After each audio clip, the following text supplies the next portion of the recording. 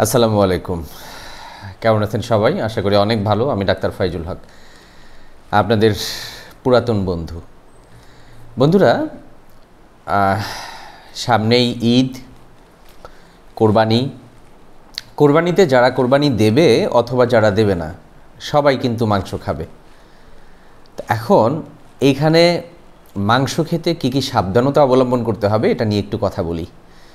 যাদের স্পেসিফিক কিছু প্রবলেম আছে, যেমন কারো আছে ফ্যাটি লিভার, কারো শরীরের যখন লিপিড প্রোফাইল চেক করা হয় দেখা যায় যে ক্ষতিকর চর্বির পরিমাণ বেশি, যাদের একটু হাই প্রেশার আছে, হাই ব্লাড প্রেশার আছে, যাদের উচ্চ রক্তচাপ আছে, যাদের কিডনির ফাংশন একটু দুর্বল, সিরাম ক্রিয়েটিনিনের মাত্রাটা বেশি, তো এ জাতীয় যে পেশেন্ট আছে এবং যে সকল রোগীদের ক্ষেত্রে ডাক্তার এই রেড মিট বা মাংস খেতে নিষেধ করে, এমন যারা আছেন তারা একটু সাবধান থাকতে হবে। হালাল খাওয়া যাবে, কিন্তু মাথায় রাখতে হবে আমার এই খাবারের দ্বারা যেন সমস্যা না বেড়ে যায়। এজন্য পরামর্শ দেওয়া হয় খুব অল্প পরিমাণে খাবার, চর্বি একদম বাদ দিয়ে শুধু যে মাংস অংশটুকু আছে মাংস অংশটুকু খাওয়ার পরামর্শ দেওয়া হয়, তাও অল্প করে। আমরা জানি যে হ্যাঁ, মাংসের মধ্যে অনেক পুষ্টি উপকরণ আছে, আয়রন, যাদের আয়রনের অভাব আছে আয়রনের অভাব পূরণ হয়, এটা একদম প্রোটিনের খুব ভালো সোর্স।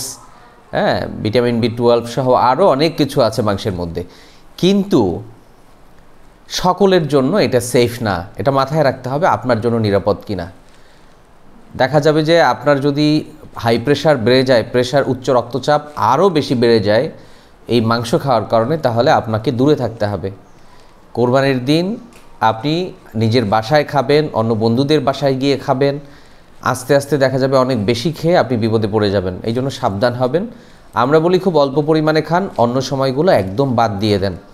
যাদের প্রবলেম আছে মাংস খেলে সমস্যা বাড়ে, তাদেরকে আমরা ভেজিটেরিয়ান হয়ে যেতে বলি। শুধু বছরে কোরবানিতে একদিন খাবেন, এছাড়া খাবেন না, আর ফুল ভেজিটেরিয়ান হয়ে যাবেন। আপনার প্রশ্ন থাকতে পারে ভেজিটেরিয়ান হলে আমি প্রোটিন কিভাবে পাবো? আপনি দুধ থেকে নিতে পারেন, যেটা ননি ছাড়া দুধ বা চর্বি বাদ দিয়ে যে দুধটা পাওয়া যায়, শরতোলা দুধ, স্কিম মিল্ক বলা হয়। আর অথবা ডিম থেকে নিতে পারেন।